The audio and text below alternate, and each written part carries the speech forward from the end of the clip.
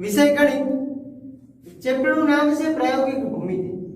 વિદ્યાર્થી આ ચેપ્ટર તમારે દરેક ધોરણની અંદર ખૂબ જ મહત્વનું છે। તો એની પહેલા તમારે સૌપ્રથમ બેઝિક માહિતી મેળવવી પડે કે ધારો કે વર્તુળ જો તમને આપેલું છે, ભૂમિતિ એટલે કે તમને કોઈ પણ વસ્તુ જે છે એને માપવાની વાત છે, બરાબર। તો આપણે આગળ ભૂમિતિનો શબ્દનો અર્થ પણ જોઈ ચૂક્યા છે અને જ્યાં તમે ભણ્યા છો એના આગળના ધોરણમાં તમે શીખેલા છો કે ખૂણાઓ કેવી રીતે દોરવા, કેટલા સાધનનો ઉપયોગ થાય। તો વિદ્યાર્થી મિત્રો આ ચેપ્ટરની જ્યારે શરૂઆત થાય છે ત્યારે તમારે બધા પાસે એક સ્કેલ, એક પરિકર, કોણ માપક આ ત્રણ વસ્તુ હોવી જરૂરી છે અને પેન્સિલ અને ચેક રબર, બરાબર। આટલી વસ્તુના ઉપયોગથી જ તમે આ બધી વસ્તુ દોરી શકશો। તો સૌથી પહેલા તો આપણે વાત કરવાની છે એક વર્તુળથી, સામાન્ય વસ્તુથી વાત કરીએ કે એક જે વર્તુળ છે તો વર્તુળની અંદર જે વર્તુળ તમે દોરો છો એમાં વ્યાસ કોને કહેવાય, ત્રિજ્યા કોને કહેવાય, જીવા કોને કહેવાય। આ ત્રણ માહિતી મેળવ્યા પછી એટલું મેળવી લેશું કે વર્તુળ પરનું બિંદુ કયું છે, વર્તુળની બહારનું બિંદુ કયું છે, વર્તુળની અંદર બિંદુ કોને કહેવાય, આવું આપણે સમજવાનું છે। એના પછી દરેક ખૂણો આપણે દોરવાનો છે, જેમ કે 15 અંશ, 30, 45 જે ખૂણા તમને વગર માપ કોણ માપકના ઉપયોગ વગર જે તમારે દોરવાના છે એ પહેલા આપણે સમજશું, બરાબર। અને એની ચર્ચા કરીને પછી આપણે આગળની સ્વાધ્યાયની શરૂઆત કરશું। તો ચલો સૌથી પહેલા જો આપણે એક વર્તુળથી શરૂઆત કરીએ। હું અત્યારે કોઈ પણ માપનું વર્તુળ દોરી લઉં છું, બરાબર। હું અત્યારે કોઈ પણ માપ લેતો નથી, અંદાજિત માપ લઈને વર્તુળ દોરી લઉં છું જે તમને ખાલી સમજાય એના આધારે।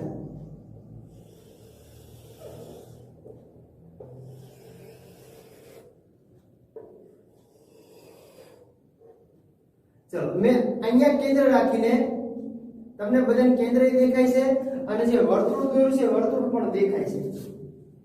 મેં વર્તુળ દોર્યું, અંદાજિત માપનું દોર્યું છે। હવે વર્તુળ તો આપણને દેખાય કે વર્તુળ છે, વર્તુળનું કેન્દ્ર કયું છે, તો વર્તુળનું કેન્દ્ર નામ આપણે આપી દઈશું O। શું નામ આપી દઈશું? O। હવે આની અંદર તમે પહેલા તો એ જોવાનું કે ત્રિજ્યા કોને કહેવાય, તો કે વર્તુળના કેન્દ્રથી લઈને વર્તુળના બિંદુ સુધી જે જોડતો રેખાખંડ તમને મળે, એટલે જો આ વર્તુળના કેન્દ્રથી લઈને વર્તુળના બિંદુ સુધી જે જોડતો રેખાખંડ બને એને તમે શું કહેશો? ત્રિજ્યા। તો અહીંયા હું કોઈ પણ નામ આપી શકું, અહીંયા O છે તો અહીંયા કોઈ પણ P નામ આપી દઉં છું। ચલો PO એ મને ત્રિજ્યા મળી ગઈ। અને હવે વ્યાસ, તો વ્યાસ કોને કહેવાય, તો કે વર્તુળના કેન્દ્રમાંથી પસાર થતો રેખાખંડ। તો જો તો વર્તુળના કેન્દ્રમાંથી એટલે અહીંથી આપણે શરૂઆત કરીએ તો અહીંથી આ વર્તુળનું કેન્દ્ર છે એમાંથી પસાર થતો રેખાખંડ આપણે દોરવાનો હોય, એટલે એનો મતલબ એવો કે જે ત્રિજ્યા તમને આપેલી છે ત્રિજ્યાનો ડબલ ગણો તમે કરો એટલે તમને મળે વ્યાસ। એને આપી દઉં છું Q।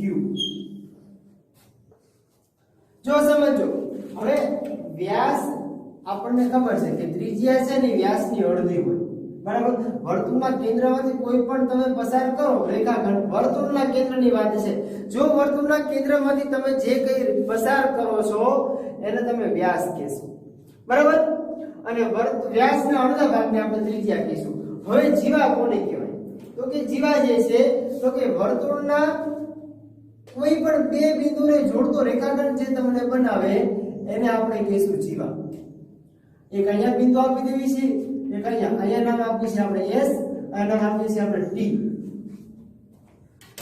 આ બે જે બિંદુ જે છે એને જે જોડતો રેખાખંડ આપણને મળ્યો છે એને આપણે કહીશું જીવા। અહીંથી આટલો જે ભાગ છે આપણો એ ભાગને આપણે કહીશું ત્રિજ્યા।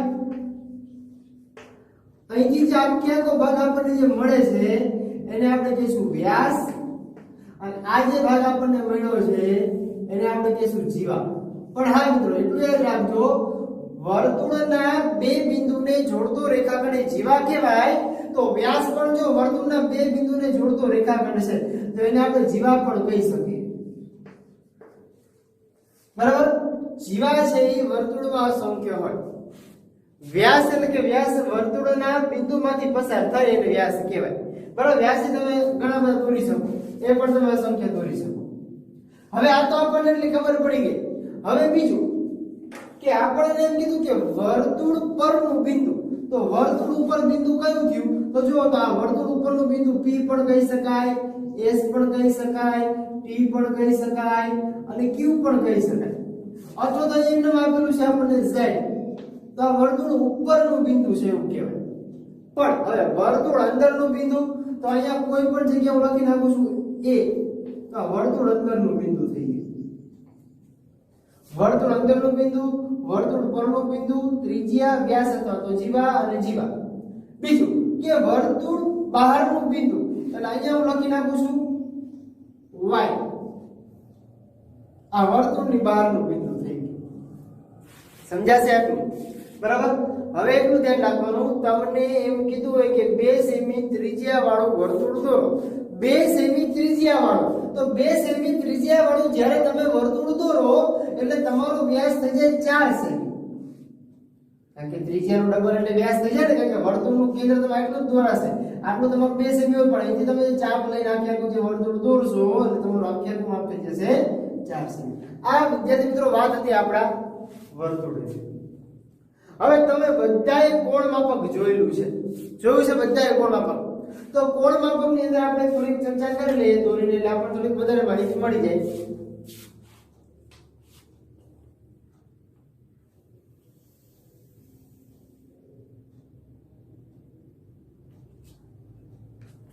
ચલો, એક કોણ માપક આપણે જ્યારે દોરવું છે ત્યારે થોડું સમજી લઈએ થોડું, બરાબર?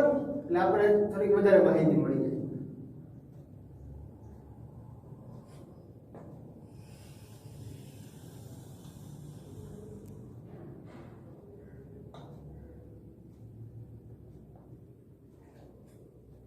જો આપણને એમ કીધું કે આપણે કોણ માપક જરૂરી છે, તો કોણ માપકમાં જો તમને આવું કોણ માપક બધા પાસે છે, અને અહીંયા તમને વચ્ચોવચ્ચ માપ આપેલું છે 90 અંશ.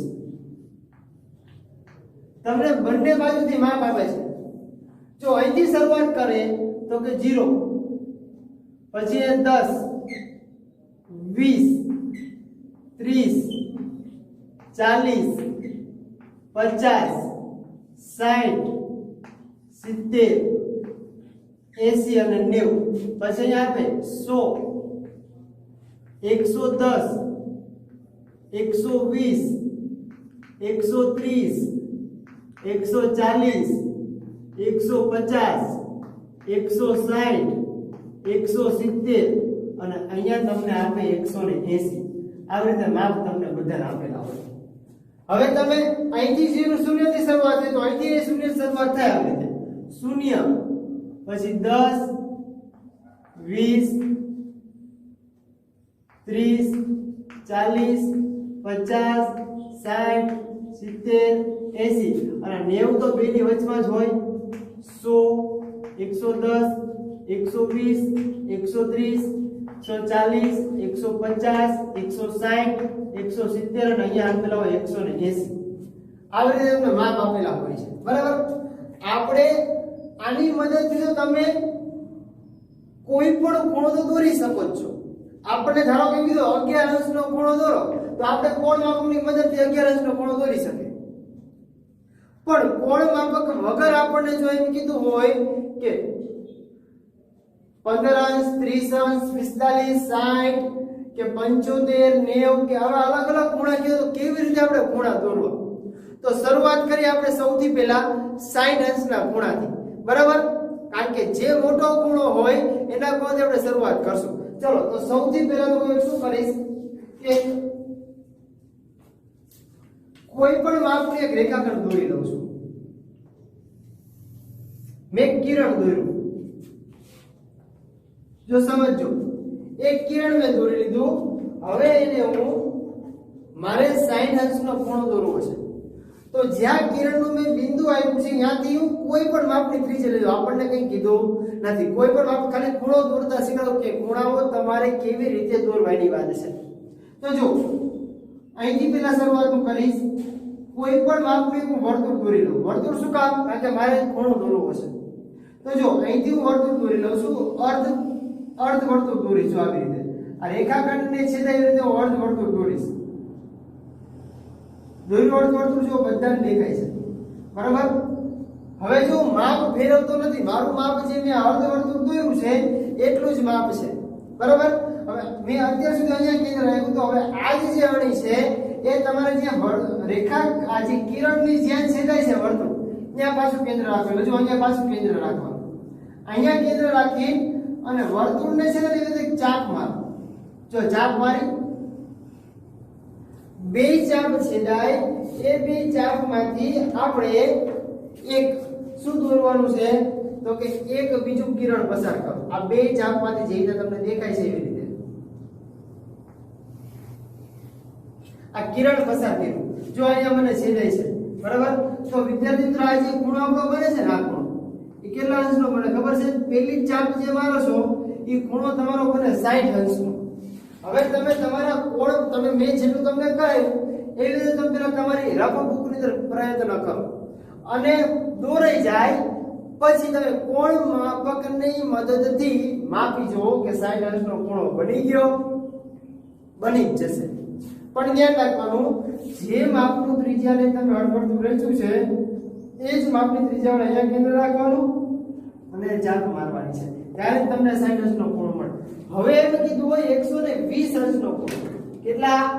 120। તો આપણે હવે કે 60 ના ડબલ કરો 120 થાય। તો જો હું શું કરીશ કે અહીંયા જેટલું માપ છે એટલું તો માપ મારી પાસે તો છે જ। જો તો હું માપ ફેરવતો ત્યાં અહીંથી મેં આટલી ચાપ મારી તો મને 60 મળ્યું। હવે 60 ને રાખી હું ચાપ મારું મને કેટલું મળે? 120 મળે। તો જો અહીંયા ચાપ રાખીને આટલું માપ મારું તો મને 120 મળી જાય ડબલ બરાબર।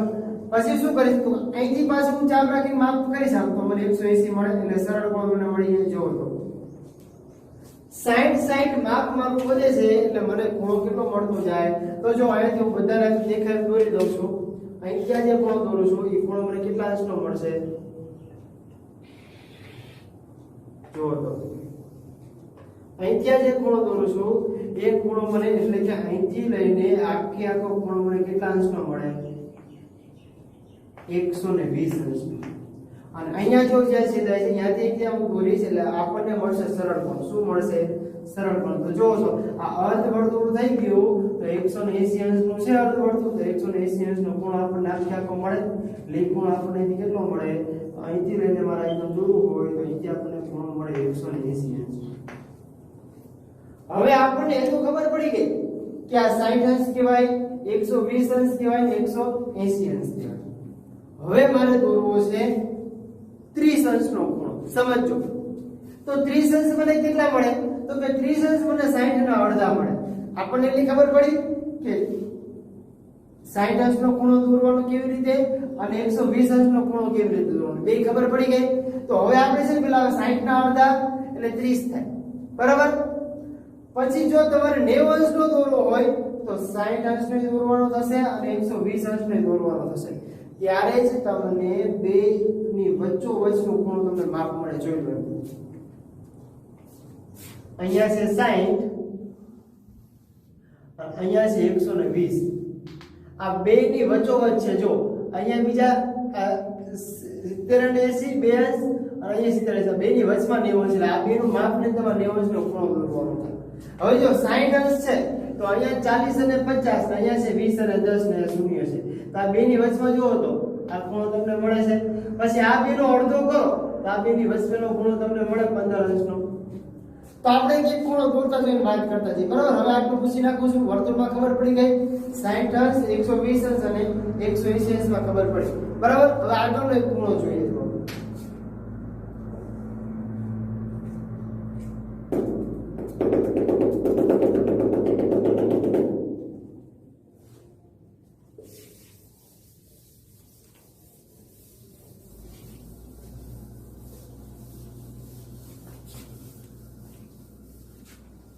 આ ગણિત એમને રાખવું જોઈએ હમણાં સમજવા માટે કદાચ જરૂર પડશે બરાબર। હવે જો હું પહેલે કોઈ પણ દોરી લઉં છું એક રેખાખંડ બરાબર। મારે દોરવો છે 30 અંશનો ખૂણો દોરવો છે તો 30 અંશના ખૂણા માટે મારે પહેલા કોની જરૂર પડશે તો કે પહેલા 60 અંશના ખૂણાની જરૂર પડશે। તો જો અહીંથી લઈને અહીંથી કોઈ પણ માપનો તો મને ખબર પડી ગઈ કે મારું માપ કેવી રીતે જોશે। આટલું માપ જોયું, અહીંથી કેન્દ્ર રાખીને આટલું માપ દોરીશ એટલે કેટલા અંશનો ખૂણો મળ્યો મને? પહેલા તો જો માપ ફરકનું જો ધ્યાન રાખજો, માપ ફરી જશે તો તમને માપ ખોટું મળશે। અહીંથી જો મને માપ મળ્યો આ કેટલા અંશનો, તો કે આપણને ખૂણો મળ્યો 100 ને સોરી ખાલી 60 અંશનો ખૂણો મળે. કેટલા અંશનો ખૂણો? એ અહીંથી માપ લઈને આપણે જોઈએ છે 30 અંશનો ખૂણો. કેટલા અંશનો? એટલે મેં એ જો તૂટક રેખા દોરી દેખાય છે. આપણે 30 અંશનો ખૂણો જોઈએ છે, 60 અંશનો ખૂણો જોતો નથી. તો હવે હું શું કરીશ ખબર કે જો એક અહીંથી એટલે આ કેન્દ્ર અને આ જે 60 અંશમાં બે જેટલું મને માપ મળ્યું, તો એક વારા પરથી બેને કે એક અહીંયા ખૂણો રાખીને એક ચાપ આવી રીતે મારીશ અને આને કેન્દ્ર રાખીને એક ચાપ આવી રીતે મારીશ. જો તો બે ચાપ છેદાણી, તો બે ચાપ જ્યાં છેદાય છે એ બંને ખૂણાની વચ્ચે એટલે 60 અંશનો અડધું થઈ ગયું. જોવો તો એટલે બે ખૂણાની વચમાંથી હું શું કરીશ ખૂણો દોરી નાખીશ. મને જે આ ખૂણો મળે વિદ્યાર્થી મિત્રો એ મને મળે 30 અંશનો. કેટલા અંશનો મળે? 30 અંશનો. હવે મારે 15 અંશનો ખૂણો જોઈએ છે, તો હું શું કરીશ ખબર? 15 અંશનો ખૂણો દોરવા માટે આ બેના પાછા હું અડધા કરી નાખીશ. કોના બેના? તો કે 30 ના અડધા એટલે 15 થાય. તો કે અહીંથી લઈને આટલું 30 નું ભાગ લઈશ. જો બે વારા પરથી કેન્દ્ર મારી દો. એક અહીંયા ચાપ મારો અને આને કેન્દ્ર રાખીને એક ચાપ અહીંયા મારો. જો બેના ઓલામાંથી જે મેં દોર્યું છે તો અહીંયાથી પાછું શું કરીશ? તો કે બેના ખૂણામાંથી હું પાછું દોરી દઈશ અહીંથી સીધે સીધું એક કિરણ. જો મને આ જે ખૂણો મળે કેટલા અંશનો મળે? 15 અંશનો ખૂણો મળે. 60 ના અડધા કરો એટલે 30 અંશ, અડધા કરો એટલે આ બેનું માપ લેવાનું. 30 ના અડધા કરો એટલે આ બેનું માપ લેવાનું. હવે 15 ના અડધા કરવા છે તો આ બેનું માપ લઈને પછી માપ દોરવું. એટલે તમને કેટલા ખૂણાની ખબર પડી? એક તો 15 અંશ, 30 અંશ અને 60 અંશ અને 120 અંશ. હવે આપણે થોડુંક આગળનો ખૂણો દોરીએ. ખૂણો દોરવો છે 90 અંશનો. ખાસ જરૂર પડશે 90 અંશના ખૂણાની ઘણી જગ્યાએ જરૂર પડશે. બરાબર? 90 અંશનો ખૂણો ખાસ તમને આવડવો જોઈએ. ચાલો ફરીથી એક પાછો આપણે દોરી લઈશું રેખાખંડ અને એના આધારે પછી ચર્ચા કરશું. ચાલો અહીંથી એક રેખાખંડ અંદાજિત દોરું છું. એક બાજુ કિરણની નિશાની આપી દઉં. ચાલો આટલું આપણે દોરી લઈશું. મારે 90 અંશનો ખૂણો, 90 અંશનો ખૂણો એટલે આપણને બધાને ખબર છે કે કાટખૂણો થાય. બરાબર? તો કાટખૂણો દોરવા માટે આપણે શું કરશું? તો કે પહેલા 60 અંશનો અને 120 અંશનો ખૂણો ફરજિયાત દોરવાનો થશે. તો જુઓ તો તમે બધાને 60 અંશનો ને 120 અંશનો ખૂણો આવડે છે. બરાબર? તો થોડું ઝડપથી બે દોરી લઈશું. જો માપ રાખીને અહીંથી હું અર્ધ વર્તુળ એક રચી લઉં છું. આ એક મેં અર્ધ વર્તુળ આને કેન્દ્ર રાખીને પાછું હું શું કરીશ? તો કે 60 અંશનો અને આને કેન્દ્ર રાખીને હું દોરીશ અહીંયા 120 અંશનો. પહેલી ચાપ તમે જે ત્રિજ્યાથી દોરેલી છે એ જ માપ પડે, તમારે ફેરવવાનું નથી. આ બે ચાપ તો પહેલી ચાપ તમને મળે 60 અંશની અને બીજી ચાપ મળશે તમને 120 અંશની. હવે 120 અને 60 અંશની વચમાં 90 અંશ તમને મળે, તો એ બેનું પાછું અડધું કરવું પડે. તો જો આ એક 60 અંશ અને 120 અંશ બેનું માપ મારી પાસે છે, તો બેને વારા પરથી કેન્દ્ર રાખીશ. એકવાર 120 ને અને એકવાર ખાલી 60 ને બેને વારા પરથી હું કેન્દ્ર રાખીશ અને જો બે વચ્ચે હું ચાપ એક મને મળે. દેખાય છે? તો આ બંને વચ્ચે જે ચાપ મને મળે છે એ બે ચાપથી હું શું કરીશ? તો કે જે આ વર્તુળ આ જે કેન્દ્રથી લઈને આ બેની વચ્ચે હું શું દોરી નાખીશ? એક સીધું કિરણ દોરી નાખીશ. એટલે જો તમને આમ દેખાશે દૂરથી કે ભાઈ 90 અંશનો ખૂણો દેખાય છે. બરાબર? તમે પરફેક્ટ માપ લઈને દોરશો તો તમને તરત ખ્યાલ મળી જશે. અહીંયા આપણને ખૂણો મળશે 90 અંશનો. કેટલા અંશનો? 90 અંશનો. હવે આપણને એમ કીધું હોય કે 75 અંશનો ખૂણો દોરવો છે, તો 75 જો તો કોની વચ્ચેમાં આવે? તો કે 90 આ જે 90 છે 90 અને 60 બેની વચમાં આવે છે. જુઓ તો અહીંયા 70 અહીંયા 80, પણ આ બેની વચમાં જો તમને કયો ખૂણો મળે? તો કે 75 નો મળે. પણ કોની વચ્ચે મળે છે? તો કે 60 અંશ અને 90 અંશની વચમાં. તો અહીંથી લખી દો એટલે ખબર પડી જાય. આ 90 અંશ, પછી 80 અને પછી અહીંયા 70 અને 60. આ એક પોઈન્ટ, આ બીજો પોઈન્ટ, બે પોઈન્ટ. આ બેની વચમાં કયો પોઈન્ટ બાકી રહે? 75 વાળો તો જો આ બેનો વચ્ચેનો પોઈન્ટ કયો થાય? 75 થાય. તો 75 અંશનો ખૂણો દોરવો છે તો મેં બે પેલા કોને કેન્દ્ર લીધા? તો કે 60 અંશને કેન્દ્ર લીધો અને 90 અંશ. તો બેનું માપ મારી પાસે છે? તો કે હા છે. એક 60 અંશ અહીંયા છે અને 90 અંશ અહીંયા છે. તો બેની પાછું કેન્દ્ર લો. ચલો હવે શું કરવાનું? 75 અંશનો જો ખૂણો દોરવો છે તો આ બે જેટલું પહેલા હું માપ લઈ લઈશ. તો તો જુઓ તો અહીંથી લઈને આ બે જેટલું પેલા માપ લઈ લઉં છું, એ અહીંથી આ બે જેટલું માપ લઈ લીધું, બેને વારા પરથી કેન્દ્ર રાખવાના. કોને કોને? તો કે 60 ને કેન્દ્ર રાખીને એક ચાપ મારવાની આવી રીતે, અને એક ચાપ બીજા કોને કેન્દ્ર રાખીને ચાપ મારવાની, તો એક 90 ને કેન્દ્ર રાખીને એક ચાપ આવી રીતે મારવાની. થઈ ગયું? જો બે વચ્ચે મને ચાપ છેદાય છે, દેખાય છે બધાને? ચાપ છેદાય છે, તો જ્યાં ચાપ છેદાય છે ત્યાંથી હું બે આ કેન્દ્રથી લઈને ચાપની વચ્ચોવચ્ચે શું દોરી નાખીશ, તો કે હું કિરણ દોરી નાખીશ. જુઓ તો દોરી ગયું. તો હવે તમે કોણ માપકની મદદથી માપશો એટલે આટલો જે ખૂણો તમને મળે છે એ તમને મળશે 75 અંશનો. એટલું યાદ રાખવાનું, 60 અંશ 120 અંશ આવડશે તો 90 અંશનો આવડશે. જો 90 અંશનો આવડશે તો એના અડધા કરી તમને ગમે.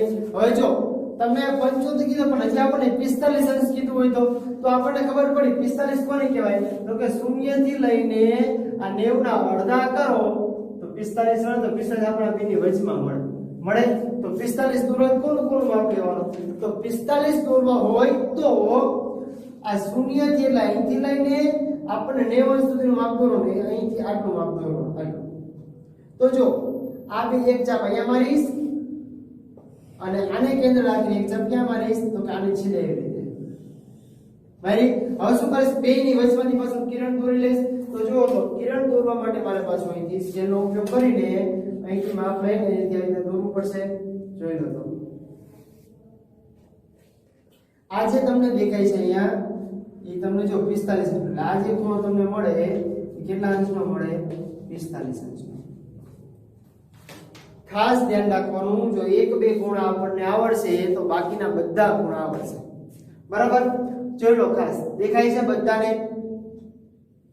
સરસ. હવે જો આપણને કેટલા ખૂણાની ખબર પડી ગઈ અહીંયા, તો કે એક આપણને પડી 15 અંશનો ખૂણો,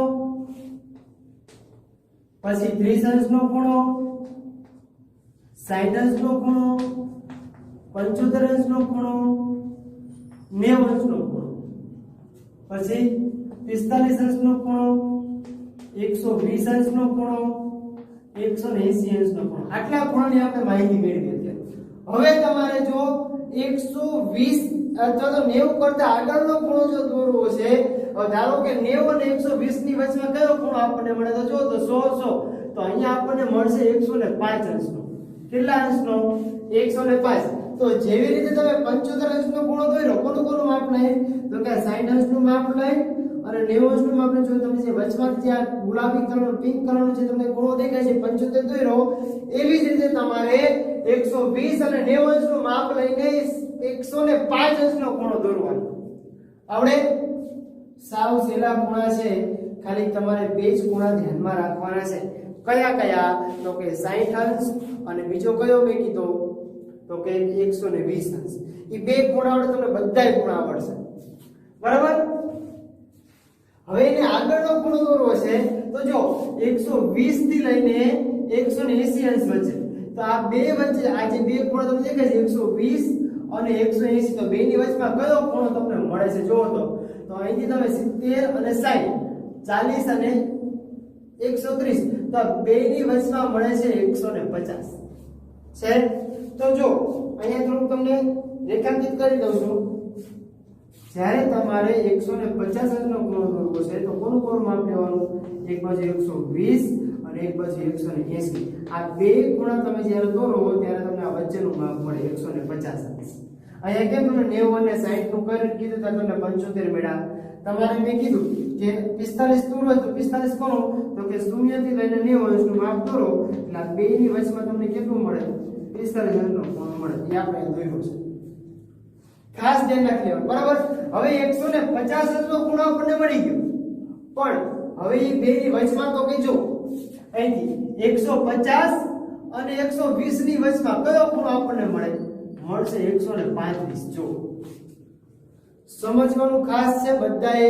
તો જ પેલા જોઈ લઈએ આપણે. અહીંયા 120 છે, પછી 130, 140 અને 150. આ બે ખૂણા આપણા મેઈન છે. આ બે ખૂણા આપણને મળી ગયેલા છે. અહીંયા આપણે જો 150 ક્યાંથી મેળવ્યો? તો 120 અને 180 ના માપથી. બરાબર? હવે આપણે મેળવવાનો છે 120 અને 150 ની વચમાં કયો ખૂણો મળે? તો જુઓ તો આ 30 અને 40 આ બે ની વચમાં કયો ખૂણો આપણને મળે? 135 અંશનો ખૂણો મળે. જો બરાબર. બીજું હવે 135 મળ્યા તો 150 અને 180 ની વચમાં જોવું હોય તો જોઈ લેવાનું. અહીંથી 150 160 170 ને 180 તો મેઈન ખૂણા આપણા કયા છે? આ 150 અને 180 આપેલા છે એ બે ની વચમાં. તો બે ની વચમાં જો તો 160 અને 70 ની વચમાં કયો ખૂણો આપણને મળે? 60 પછી 65 તો 165 અંશનો ખૂણો આપણને મળે. અહીંયા જે આપણને ખૂણો મળે કેટલા અંશનો મળે? 165 અંશ. બધાય દરેકે દરેક અલગ અલગ ખૂણા છે. બધાય ખૂણા તમારે પ્રાયોગિક ભૂમિતિની અંદર ઉપયોગી બનશે. બરાબર. ખાસ ધ્યાન રાખજો. જો અહીંથી છઠ્ઠાથી શરૂઆત કરો તો પાંચમામાં તમારે આવતું હતું આગળના ધોરણમાં, છઠ્ઠામાં આવશે, સાતમામાં આવશે, આઠમામાં આવશે, નવમામાં આવશે, દસમામાં આવશે. બરાબર. એટલે ખાસ આ 10 ધોરણ સુધી તમારે દરેક ખૂણા અત્યારે તમને બેઝિક પાસેથી શરૂઆત કરી કે ભાઈ ખૂણા તમને આવી રીતે દોરવાના, તો પછી આગળના ધોરણમાં સીધું તમને આવડવું જોઈએ કે આવી રીતે ખૂણો દોરવાનો છે. તો હવે આપણને આવડી જાય. બરાબર. જુઓ તો ફરીથી ખાસ કરીને તમારે ઉપયોગી લેવાનું છે સ્કેલ, પરિકર અને કોણ માપક. બરાબર. આ ત્રણ વસ્તુનો ઉપયોગ તમે કરશો એટલે તમને ખૂણા દોરતા આવડશે અને આવડશે.